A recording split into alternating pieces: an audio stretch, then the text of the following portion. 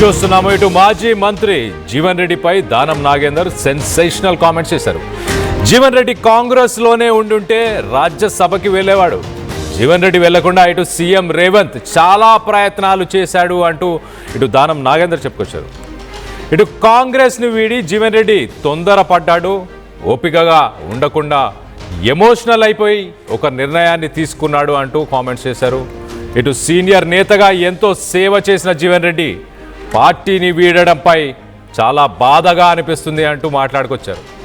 Party మార్పుపై ఇటు దానం నాగేందర్ వ్యాఖ్యలను ఇటు అపోజిషన్లో ఉన్న వ్యక్తులందరూ విడ్డూరమంటున్నారు.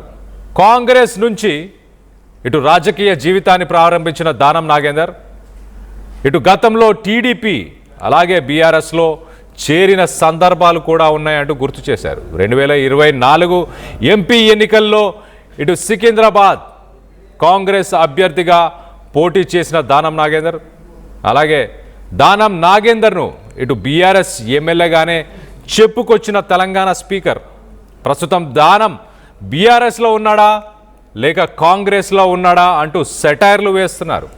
సో మొత్తం మీద దానం నాగేందర్ మాట్లాడిన మాటల్ని ఎలా చూడాలి? తను ఏ పార్టీలో ఉన్నట్టు? ఇటు కాంగ్రెస్ పార్టీలో ఉన్నాడా? గతంలో స్పీకర్ ముందుకు వెళ్ళినప్పుడు బీఆర్ఎస్లో ఉన్నా అని అక్కడ చెప్పడం. సో కొంత తన పైన ప్రస్తుతానికి చర్చ నడుస్తుంది. దీనికి సంబంధించి మరింత అప్డేట్ తీసుకునే ప్రయత్నం చేద్దాం. ఒక్కసారి దానం నాగేందర్ అసలు ఏం మాట్లాడారో ఒక్కసారి ఆయన మాటల్లోనే వినే ప్రయత్నం చేద్దాం. జీవన్ రెడ్డి గారు పార్టీ వదిలిపోవడం బాధనే. చాలా కాలం నుండి సేవలు చేసినటువంటి వ్యక్తి కాబట్టి అది కొంచెం బాధాకరమే. అయినా ముఖ్యమంత్రి గారు ఒక సందర్భంలో మేము కూర్చున్నప్పుడు ఆయన చాలా రకాలుగా ప్రయత్నం చేసి కన్విన్స్ చేయాలని ప్రయత్నం చేసినాడు. ముఖ్యమంత్రి గారు ఒక మాట కూడా చెప్పాడు, మేము చాలా ఇంపార్టెంట్ లీడర్స్ అందరం కూర్చుంటే ముఖ్యమంత్రి గారితో నేను రాజ్యసభ ఇప్పియాలని నెక్స్ట్ దాంట్లో అని నేను ఆలోచించాను. తొందరపడ్డాడు అయినా నేను ట్రై చేశాను. అందరినీ శ్రీధర్ బాబు గారు పంపించాను, పిసిసి ప్రెసిడెంట్ పంపించాను, చాలా మందిని పంపించాను. ఆయన తొందరపాటు చర్య చేస్తున్నాడు. ఇప్పటికైనా ఆపండి అంటే మళ్ళీ కూడా కొంతమంది లీడర్స్ కూడా పోయి మల్లు రవి గారు అలాంటి పెద్ద పెద్ద నాయకులు పోయి కూడా కన్విన్స్ చేశారు. కానీ పొలిటికల్ గా కొన్ని ఎమోషనల్ డిస్టెన్స్ చేసినప్పుడు అది సొసైటికల్ అటెంప్ట్ అయితే తప్ప ఇది కాదు. ఏదైనప్పటికీ ఆయన ఎక్కడున్నా బాగుండాలని జీవన్ రెడ్డి గారు పార్టీ వదిలిపోవడం కాంగ్రెస్ పార్టీకి ఆయన ఎంతగానో చేశారు. అలాగే కాంగ్రెస్ పార్టీ కూడా జీవన్ రెడ్డికి ఎంతగానో చేసింది, సేవలు అందించింది. 14 సార్లు బీఫామ్ ఇచ్చింది అంటూ నిన్న పిసిసి చీఫ్ మహేష్ కుమార్ గౌడ్ ఆయన కూడా మాట్లాడుకొచ్చారు. మరి పార్టీ వీడిన తర్వాత ఇప్పుడు ఆయన సీఎం రేవంత్ రెడ్డి గురించి చేసే వ్యాఖ్యలు సరైనవి కాదంటూ ఇటు పిసిసి చీఫ్ మహేష్ కుమార్ గౌడ్ చెప్పుకొచ్చారు. ఇవాళ చూస్తే దానం నాగేందర్ ఇటు రాజ్యసభకి వెళ్ళుండేవాడు, తొందరపడి ఒక డెసిషన్ తీసుకున్నాడు అంటూ ఇటు దానం నాగేందర్ చెప్పుకొచ్చాడు. మొత్తం మీద దీనికి సంబంధించి మరింత అప్డేట్ తీసుకునే ప్రయత్నం చేద్దాం. ఇటు మా ప్రతినిధి శ్రీధర్ ఉన్నారు, శ్రీధర్తో మాట్లాడి తెలుసుకునే ప్రయత్నం చేద్దాం. శ్రీధర్ చెప్పండి, దానం నాగేందర్ అంటే ఇటు తను పార్టీ నుంచి వెళ్లకుండా తనని పార్టీలోనే ఉంచే ప్రయత్నం చేశారు అంటూ చాలా క్లియర్గా చెప్తున్నారు. అయినా కూడా మరి ఎందుకు వెళ్ళారు? రాజ్యసభకు నిజంగానే అవకాశం ఉండేదా జీవన్ రెడ్డికి కాంగ్రెస్ పార్టీలో? డెఫినెట్గా కళ్యాణ్ అటు పార్టీలో ఉంటే పార్టీ కొన్నిసార్లు కాలాన్ని బట్టి కూడా కొంతమంది వ్యక్తులు అటు రాజ్యసభ కావచ్చు అనేకంగా కూడా అడ్జస్ట్ పార్టీలో ఉన్నటువంటి ప్రస్తుతం ఇక్కడ కాంగ్రెస్ ప్రభుత్వం తెలంగాణలో అధికారంలో ఉంది కాబట్టి దానికి అనుగుణంగా కూడా ఒకవైపు పార్టీ అడ్జస్ట్ చేసే అవకాశాలు ఉన్నాయని చెప్పి కూడా చాలామంది కాంగ్రెస్ నేతలు కూడా కొంత అభిప్రాయపడుతున్నటువంటి సిచ్యువేషన్ ఉంది. కానీ జీవన్ రెడ్డికి సంబంధించి కొంత తొందరపాటు నిర్ణయం అని చెప్పి కాంగ్రెస్ నేతలు అంటున్నారు. మరొక పక్క దానం వ్యాఖ్యలకు సంబంధించి భిన్నాభిప్రాయాలు వెళ్ళమంటున్నారు. ఒకవైపు దానం ఏ పార్టీలో ఉండి ఇటువంటి వ్యాఖ్యలు చేస్తున్నారు? ఎందుకంటే దానంకు సంబంధించి స్పీకర్కు పార్టీ ఫిరాయింపుల అంశం వచ్చినప్పుడు కూడా దానం బీఆర్ఎస్లోనే ఉన్నాడని స్పీకర్ కూడా తీర్పిచ్చారు. దానికి సంబంధించి కోర్టులలో కూడా కేసులు పెండింగ్ ఉన్నాయి. ఇటువంటి సిచ్యువేషన్లో కూడా ఒకవైపు కాంగ్రెస్ పార్టీ ఎమ్మెల్యేగా మాట్లాడడం ఏదైతే ఉందో దాని మీద డెఫినెట్గా కూడా బీఆర్ఎస్ కొంత దానం పైన కూడా విమర్శలకు దిగుతుందని చెప్పొచ్చు. మరొక వైపు దానం చెప్పినట్టుగానే అటు కాంగ్రెస్లో జీవన్ రెడ్డి కొంచెం ఓపికగా ఉండాల్సిందే అని దానం అంటుంటే మరికొంతమంది కూడా జీవన్ రెడ్డికి అటు నిన్న సాక్షాత్తు పిసిసి చూసాం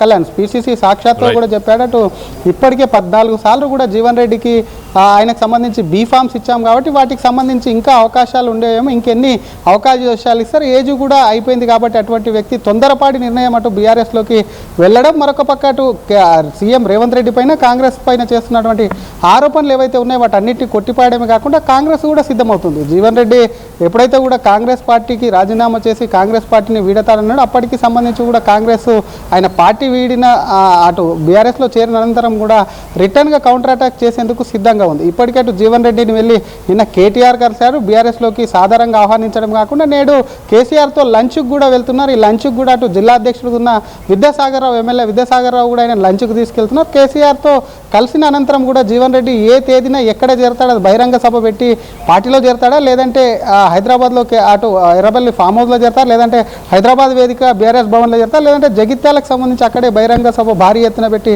చేరతాడన్న దానిపై కూడా ఒక క్లారిటీ అయితే రావాల్సి ఉంది. అటు జీవన్ రెడ్డి ఎపిసోడ్ ఎప్పుడైతే పార్టీలో మొదలైందో తన అసంతృప్తికి సంబంధించి మున్సిపల్ ఎన్నికల్లో తన అభ్యర్థులకు టికెట్ ఇవ్వలేదు, అంతకుముందు ఉన్నటువంటి సిచ్యువేషన్ జీవన్ రెడ్డి అక్కడ లోకల్గా ఉన్నటువంటి ఎమ్మెల్యేను బీఆర్ఎస్ ఎమ్మెల్యేను పార్టీలో చేర్చుకోవడం, ఆయన గాంధీ భవన్లో మీటింగ్లకు రివ్యూకి అటెండ్ కావడం, ఇదైతే ఏదైతే ఉందో అప్పటి నుంచి కూడా జీవన్ రెడ్డి పెద్ద ఎత్తున తన అసంతృప్తి వెళ్ళగక్కడం కాకుండా ఏకైనా పార్టీ పైన కానివ్వండి, పార్టీకి సంబంధించినటువంటి ముఖ్యమంత్రి పైన కూడా విమర్శలు చేస్తూ వస్తున్నాడు. అప్పటి నుంచి కూడా కొంత కాంగ్రెస్ జాగ్రత్త పడమే కాకుండా ఆయనకు సంబంధించి అందరితో మాట్లాడించేటువంటి ప్రయత్నం చేసింది. అటు పార్టీకి రాజీనామా చేస్తారంటూ పెద్ద ఎత్తున వచ్చినటువంటి వార్తల నేపథ్యంలో సైతం కూడా ఇద్దరు మంత్రులని జీవన్ రెడ్డి ఇంటికి పంపించి కూడా మాట్లాడించేటువంటి ప్రయత్నం చేసినప్పటికీ తను ఒక్కసారి నిర్ణయం తీసుకుంటే ఆ నిర్ణయానికి వెనక్కి పోను అంటూ కూడా మంత్రుల ముందే చెప్పడంతో కూడా కొంత కాంగ్రెస్ పార్టీ సైతం కూడా ఆయన మీద కొంత విస్మయం చెందిందని చెప్పాలి. అటువంటి జీవన్ రెడ్డి ఈ ఏజ్లో అక్కడికి వెళ్ళి ఏం చేశారు, అసలు ఆ పార్టీలోకి వెళ్ళిన వాళ్ళు ఇప్పటివరకు కూడా చాలామంది కూడా ఎక్కడున్నారు, మొదట కూడా ఒకవైపు ఆ పార్టీకి సంబంధించి కూడా బాగానే ఉంటుందంతా ఆ తర్వాత తెలుస్తుంది. కాబట్టి యువకులకు ఒకవైపు పార్టీలో ప్రోత్సహించాలి, యువకులు నెక్స్ట్ జనరేషన్ తయారవుతారు. కాబట్టి అటువంటి జీవన్ రెడ్డిలో పార్టీలో ఉంటే వాళ్ళకి సలహాలు ఇస్తుంటే బాగుండేదని చాలామంది కాంగ్రెస్ నేతలు అభిప్రాయం వ్యక్తం చేస్తున్నారు. ప్రస్తుతం దానం ఏదైతే చేసినటువంటి వ్యాఖ్యలు ఉన్నాయో ఆ వ్యాఖ్యలు ఇందాక మనం అన్నట్టు దానం గతంలో అటు బీఆర్ఎస్ నుంచే ఎమ్మెల్యే గెలిచారు. మొన్న 2023లో ఈ బీఆర్ఎస్ ఎమ్మెల్యేగా గెలుపొందడం కాకుండా కాంగ్రెస్ నుంచి కూడా ఎంపీగా పోటీ చేశారు. ఆయనకు సంబంధించి కూడా కేసు కూడా నడుస్తూ ఉంది. స్పీకర్కు సంబంధించినటువంటి అంశంలో స్పీకర్ క్లీన్ చిట్ ఇవ్వడంతో మళ్ళీ కోర్టుకు వెళ్ళారు బీఆర్ఎస్ నేతలు ఒకవైపు, మరొక వైపు బీజేపీ సైతం కూడా దానం విషయంలో అసలు కాంగ్రెస్ అభ్యర్థిగా కూడా ఎంపీగా తమ అభ్యర్థి మీద పోటీ చేశాడు కాబట్టి ఆయనను బర్తరఫ్ చేయాలి, ఆయనను ఎమ్మెల్యే పదవికి అనర్హుడు అంటూ అనర్హత పిటిషన్ కూడా వేసినటువంటి ఈ సిచ్యువేషన్లో దానం ప్రస్తుతం మాట్లాడినటువంటి మాటలు ఏవైతే ఉన్నాయో కళ్యాణ్ డెఫినెట్గా అది ఒక కాంగ్రెస్ నేతగా దానం మాట్లాడినట్టు ఉంది. కాబట్టి ఆయన కాంగ్రెస్ను వీడాడు, కొంచెం ఎందుకు వీడాడో అర్థం కావట్లేదు, తనకు ఉండుంటే రాజ్యసభ వచ్చేది సరైనటువంటి నిర్ణయం కాదని దానం చెప్పడం ఏదైతే డెఫినెట్గా ఒక కాంగ్రెస్ పర్సన్గా మాట్లాడారు. కాబట్టి దాన్ని కూడా ఒకవైపు దానంకు ఉన్నటువంటి అనర్హత కేసులకు సంబంధించినటువంటి అంశంలో కానివ్వండి, ఇంకా వాటి అన్నింటిలో కూడా కొంత జోడించే అవకాశం ఉందని చెప్పొచ్చు. మొత్తం మీద కాంగ్రెస్కు జీవన్ రెడ్డి అంశం ఏదైతే ఉందో అది కొంత లైట్గా తీసుకుంటుంది. ఎందుకంటే ఇప్పటికటు ఇందాక చెప్పినట్టు మంత్రులను పంపించారు, అటు కొంత బుజ్జగించే ప్రయత్నం చేస్తారు. అయినప్పటికీ వినకపోయినప్పటికీ ఆయన దారి ఆయన చూసుకుంటున్నారని చెప్పి కూడా దానికి సంబంధించి నెక్స్ట్ జీవన్ రెడ్డి మాట్లాడే మాటలకు కూడా కాంగ్రెస్ కౌంటర్ ఇచ్చేందుకు సిద్ధంగా ఉంది. మరి తొందరలోనే జీవన్ రెడ్డి ఒకవైపు ఈరోజు లంచ్ అనంతరం కూడా సభ కానివ్వండి తనకు సంబంధించిన జాయినింగ్ తేదీని కూడా చెప్పే అవకాశాలు ఉన్నాయని చెప్పొచ్చు. Kalyan. Right Sridhar, thanks for the latest update. మొత్తం మీద ఇటు ఈ కాంగ్రెస్ పార్టీలో ఉన్నాడా లేకపోతే బీఆర్ఎస్ పార్టీలో ఉన్నాడా అంటూ ఇంకా తనపై క్లారిటీ రాని దానం నాగేందర్ ఇటు జీవన్ రెడ్డి గురించి మాట్లాడుతూ పార్టీలో ఉండుంటే బాగుండేది, ఆయనకి రాజ్యసభ సీటు కూడా వచ్చి ఉండేది అంటూ చెప్పుకొస్తున్నాడు. సో మొత్తం మీద ఒక తొందరపాటు డెసిషన్ అని ఇటు దానం నాగేందర్ కామెంట్ చేస్తున్నారు. మరో పక్కన జీవన్ రెడ్డి ఒకసారి మనం చూస్తే కనుక మరి కేసీఆర్ని కలిసి కేసీఆర్తో ఒకసారి లంచ్ చేసి తనతో మాట్లాడిన తర్వాత 40 సంవత్సరాల మా ఫ్రెండ్షిప్ని ఇంకా స్ట్రాంగ్ చేయబోతున్నాము, ఇటు తెలంగాణ వచ్చిన తర్వాత కూడా నన్ను పార్టీలోకి ఆహ్వానించారు, కానీ కాంగ్రెస్కి నేను లాయల్గా ఉందామని గతంలో ఉండిపోవాల్సిన పరిస్థితులు, ఇప్పుడు మాత్రం ససేమిరా పార్టీ అంటూ కూడా ఇటు తెలంగాణకి మంచి జరుగుతుంది అని అంటే అది బీఆర్ఎస్ వల్లే ఖచ్చితంగా. సో బీఆర్ఎస్తో పనిచేయడానికి ముందుకు వెళ్తాను అంటూ కూడా చెప్పారు. మరి దానికి సంబంధించిన డేట్ కానీ ఆ టైమింగ్స్ కానీ ఇంకా ప్రస్తుతానికి వెల్లడించలేదు. సో మొత్తం మీద ఇటు దానం నాగేందర్ జీవన్ రెడ్డి పైన చేసిన కామెంట్స్ సెన్సేషనల్ కామెంట్స్ అని చెప్పొచ్చు. తను ఏ పార్టీలో ఉన్నాడు అంటూ కూడా తన పైన సెటైర్స్ వస్తున్నాయి. మరో పక్కన ఇటు జీవన్ రెడ్డి కాన్స్టిట్యుయెన్సీలో ఇటు సంజయ్ కూడా బీఆర్ఎస్ నుంచి కాంగ్రెస్లకు చేరిన వ్యక్తే. అలాగే ఇటు దానం నాగేందర్ కూడా అలాంటి ఒక పర్సనే కదా అంటూ కంపారిజన్స్ కూడా చేస్తున్నారు తెలుస్తుంది. దీనికి సంబంధించి మీరేమనుకుంటున్నారు? మీ అభిప్రాయాలని కింద కామెంట్ రూపంలో తెలియపరచండి.